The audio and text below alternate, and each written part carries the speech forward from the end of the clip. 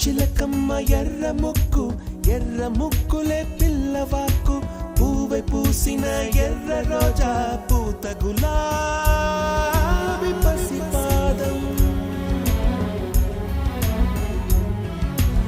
ఎర్రాని రూపం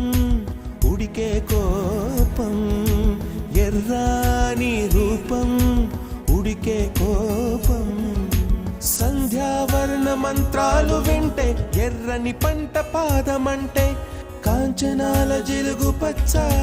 కొండ బంతి గోరంత